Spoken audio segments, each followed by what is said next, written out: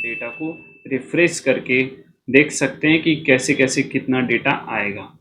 और जो भी वहाँ पे रो काउंट होगा एसक्यूएल टेबल में, वो पूरा टेबल फैच करके हम इंपोर्ट करके ले आएंगे पावर बीआई में। और फिर रिफ्रेश हम इंपोर्ट करेंगे एसक्यूएल में, और हम रिफ्रेश करके चेक करेंगे कि हमारा जो भी डेटा हमने इंपोर्ट किया अगेन, वो हमारा डेटा व्यू हो रहा है या नहीं हो रहा है पावर बीआई में।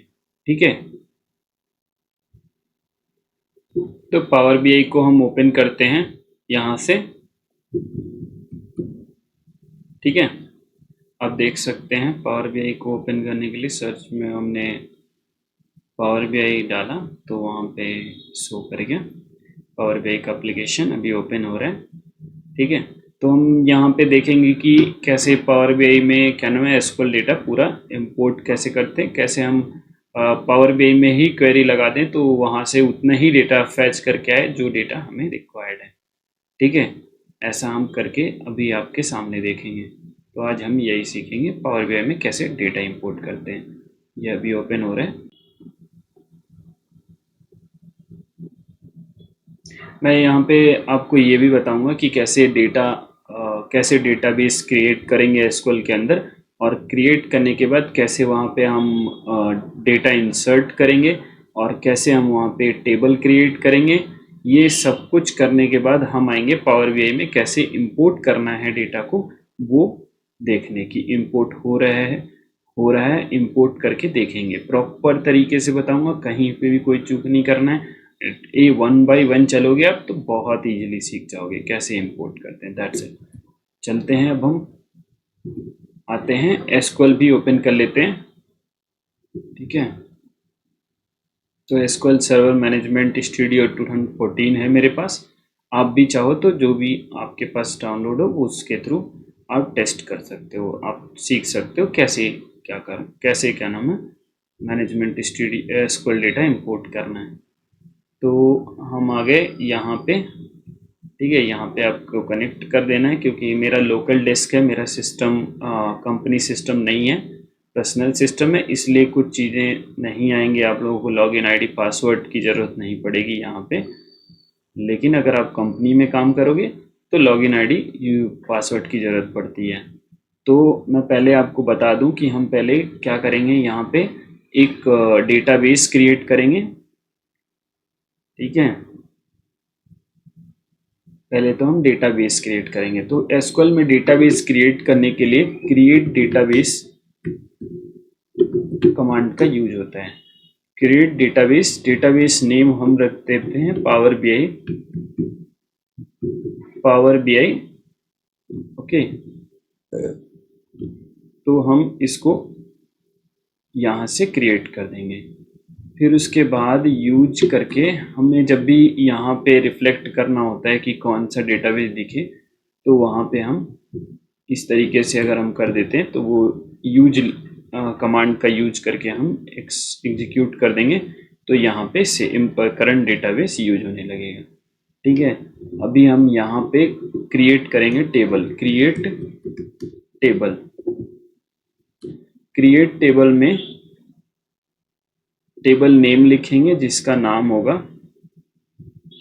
बीआई डेटा, जिसके अंदर हम लिखेंगे नेम। फर्स्ट फील्ड होगा नेम, जिसमें को हम वार्कर रखेंगे, worker 30 comma first field. Second field रखेंगे एज को हम इंटीजर रखेंगे, जिसके बाद हम रखेंगे एज के बाद मार्क। ठीक है, मार्क को हम रखेंगे INT, इंटीजर रखेंगे इसको भी। ठीक है, तो name marker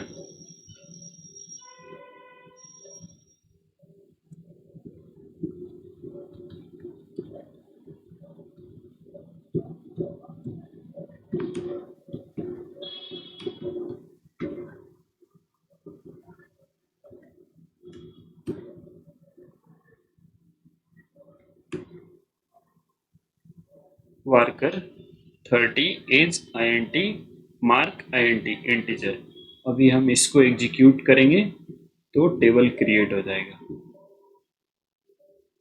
there is already an object name BI data. कोई नहीं, हम दूसरा टेबल कोई क्रिएट कर लेंगे जिसका नाम सेम BI डेटा पे रहेगा।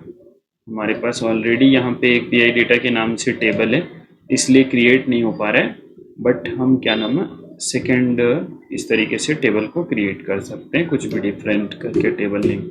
तो अभी यहाँ पे हम सेलेक्ट क्वेरी रन करेंगे जिसके थ्रू हम क्या ना टेबल को व्यू करके देख सकते हैं क्या डेटा है क्या नहीं है। Select star from table name, sorry table name BI dash data. इसका यूज करके आप देख सकते हो कि टेबल यहाँ पे क्रिएट हो गया है। अब हम इंसर्ट करेंगे इसके अंदर डेटा, इंसर्ट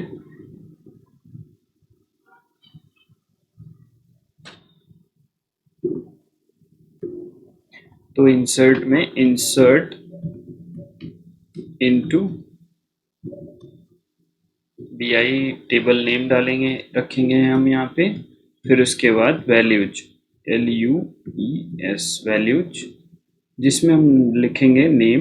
नेम में मैं पहले अपना नाम ही डाल देता हूँ, सूरज, एज 39,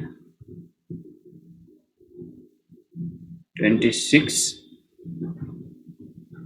एज के बाद मार्क 55, ठीक है। इंसर्ट इनटू, जितनी बार आप रिपीट में लिखोगे ना, राइट करोगे, उतना ही आपको रिमेम्बर करने में ज़्यादा इजी रहेगा, बहुत ज़्यादा रिमेम्बर रहता है उस टाइम पे। रमेश 22 70, ठीक है। Insert into BI data values Ramlal Mohan हो गया। और यहाँ पे दे देते हैं 44, यहाँ पे देते हैं 88, ये हो गया क्लोज। अभी हम 3 रिकॉर्ड्स ही इंसर्ट करवा रहे हैं। 3 रिकॉर्ड्स इंसर्ट करवाने के बाद हम यहाँ पे जाके एग्जीक्यूट कर देंगे। तो यहाँ पे आप फिर से सेलेक्ट क्वेरी रन करोगे तो आपको दिख जाएगा, select star from BI data. तो यहाँ से एग्जीक्यूट करने पे आपको तीनों दिख जाएगा, सूरज, रमेश, मोहन, जो हमने यहाँ से इंसर्ट क्वेरी चलाया। अब हम चलते हैं क्या नाम है इस टेबल को ही, BI डेटा टेबल को हम क्या नाम है पावर BI में इंपोर्ट कैसे करेंगे वो देखते हैं पहले। तो फर्स्ट सिनेरियो मेरा यही रहेगा कि इंपोर्ट कैसे करेंगे। तो आपको कोई भी डेटाबेस से रिलेटेड कोई भी डेटा अगर इंपोर्ट करना है तो आपको यहाँ पे आना पड़ेगा गेट डेटा।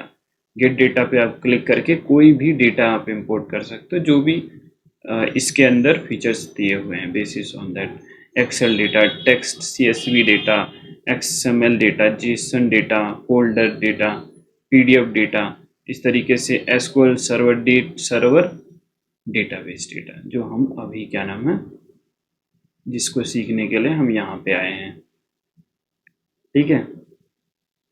तो अब हम यहाँ पे आ जाते हैं। तो यहाँ पे देखोगे आप, यहाँ पे लिखा हुआ है क्या, ये प्रॉपर्टीज पे जाएंगे इसके, और यहाँ से हम नेम कॉपी कर लेंगे। तो यहाँ पे आप डबल क्लिक करोगे ना तो ये सेलेक्ट हो जाएगा पूरा।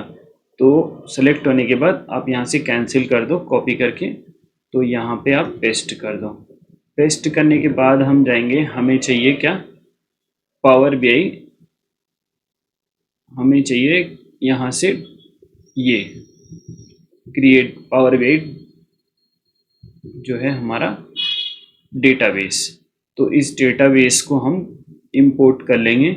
जब हम इंपोर्ट पे क्लिक करेंगे, क्योंकि हम अभी डायरेक्ट कर रहे हैं, मैं आपको क्वेरी भी बताऊंगा कि कैसे क्वेरी को लिखने के बाद करना है आगे नेक्स्ट राउंड में बताऊंगा इसी में।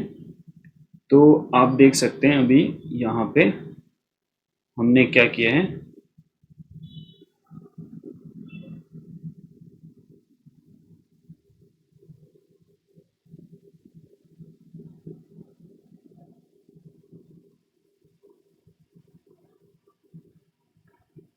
यहाँ पे टेबल नहीं रिफ्लेक्ट कर रहा है क्योंकि टेबल यहाँ पे आई थिंक मुझे लगता है कि दूसरे किसी डेटाबेस में रेडी हो चुका है जो कि इसमें आ गया है, ठीक है।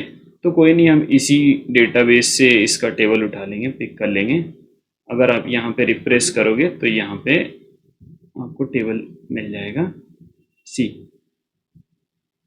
इसमें आएगा, इसमें नहीं, इसमें आ गया।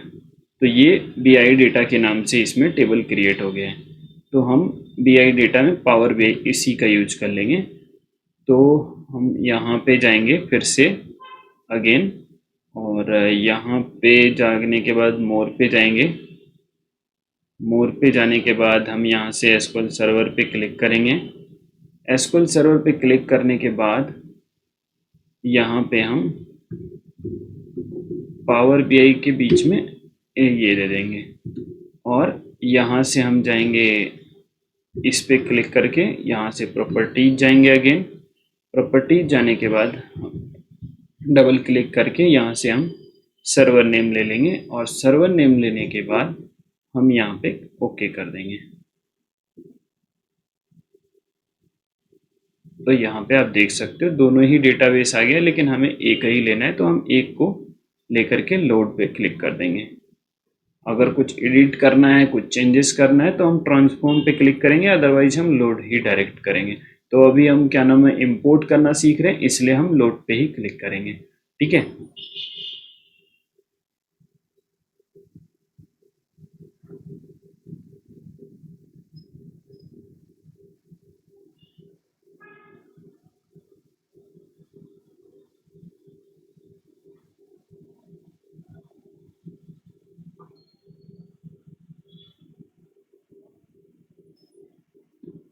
तो आप देख सकते हैं यहाँ पे डेटा हमारा आ चुका है। अब हम इसका एक टेबल क्रिएट कर लेते हैं, जिससे कि हमें एक आइडिया लगे कि हमने जो डेटा अपडेट किया वहाँ पे एसक्यूएल में, जो डेटा हम अपडेट करेंगे वो हमारा यहाँ पे रिफ्रेश होने के बाद फैच कर रहा है या नहीं कर रहा है, ठीक है। तो आप देख सकते हो यहाँ पे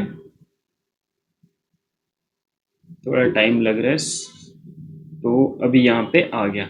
थोड़ा सा बड़ा कर लेते हैं फॉन्ट साइज को, जिससे कि प्रॉपर तरीके से दिखे। तो कस्टमाइज करंट में जाएंगे, कस्टमाइज करंट से टेक्स्ट में जाएंगे। यहाँ से हमारा फॉन्ट चेंज करना है तो आप कर लो, नहीं तो मैं तो चेंज करता हूँ, नहीं तो आप मत चेंज करो। 20 अप्लाई कर दिया मैंने, तो जिससे कि आपको प्रॉपर तरीके से दिखे। तो अभी हमने मुकेश, राहुल, रामलाल, सूरज का नाम आ रहा है यहाँ पे, ठीक है। इस और अगर आप देखोगे तो अगर आप यहाँ पे देखोगे तो हम सेलेक्ट क्वेरी रन कर देते हैं। सेलेक्ट क्वेरी जब हम रन करेंगे तो हमें इसका चाहिए, तो सेलेक्ट स्टार फ्रॉम ये हो जाएगा, ठीक है। तो सेलेक्ट स्टार फ्रॉम को बाद एग्जीक्यूट जब करेंगे तो यहाँ पे सूरज, राहुल, मुकेश, रामलाल 4 पर्सन का यहाँ पे भी 4 पर्सन ही आ रहा है। एम्प्लॉई नेम 4 है या स्टूडेंट नेम 4 मान सकते हैं, ठीक है। अभी जो है हम क्या नाम है, इसमें एक इंसर्ट करके देखते हैं। क्या होता है कमांड हमारा, इंसर्ट इनटू। तो इंसर्ट इनटू के बाद यहाँ पे टेबल नेम यूज होता है जो है BI डेटा। तो BI डेटा में टेबल नेम यूज हो गया। फिर उसके बाद हम वैल्यूज लिखते हैं। वैल्यूज के बाद हम लिखेंगे यूट्यूब डाल देते हैं, यूट्यूब। और यहाँ पे यूट्यूब को हम दे देंगे 66 पे 90, ठीक है। यहाँ पे हमने क्लोज कर दिया।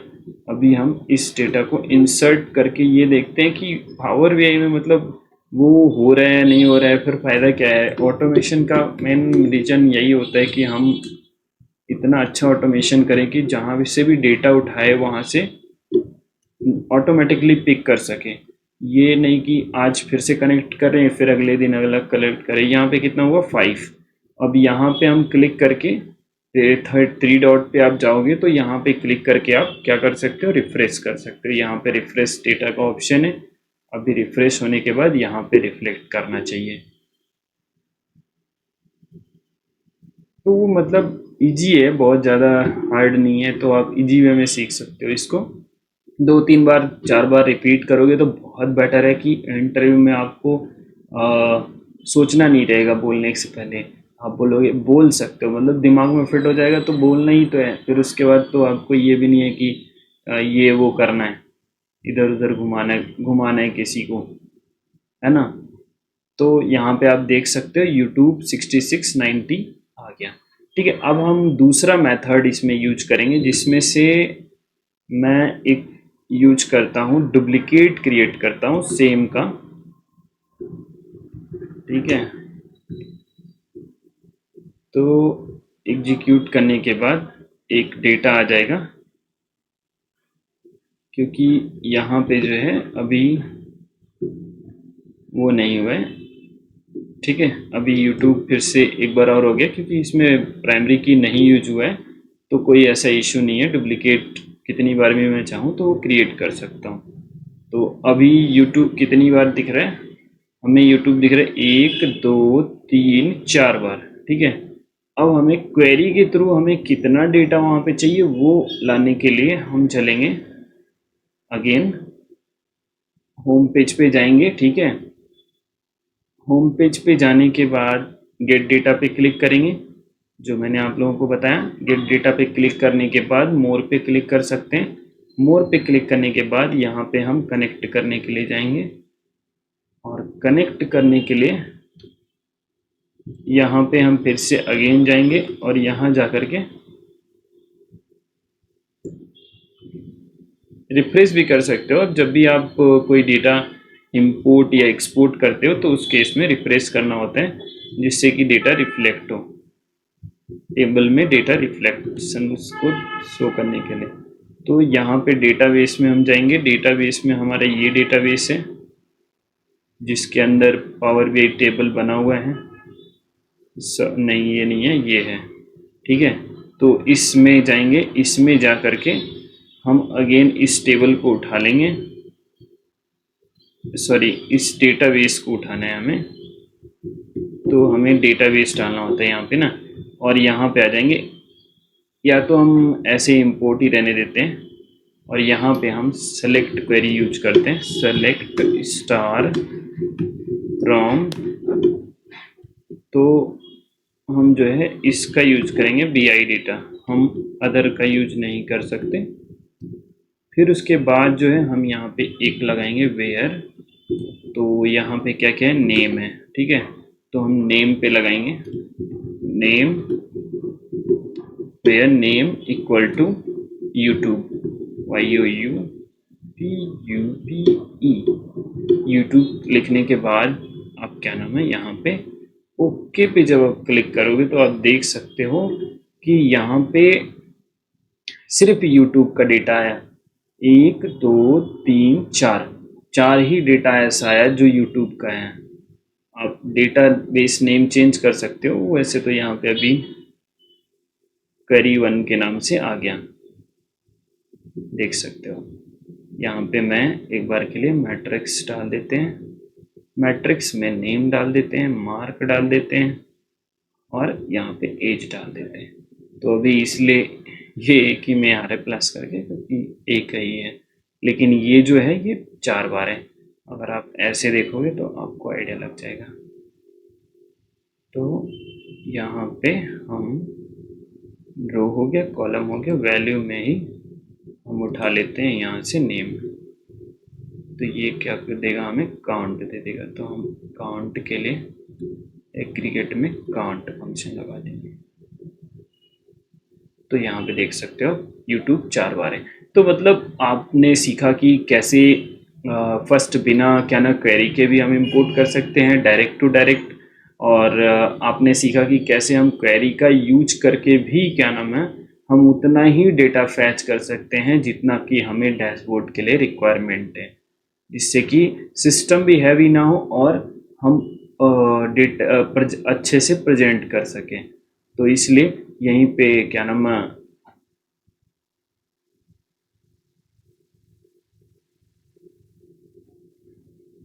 तो यहीं पे हम समाप्त करते हैं और thank you so much for the watching this video.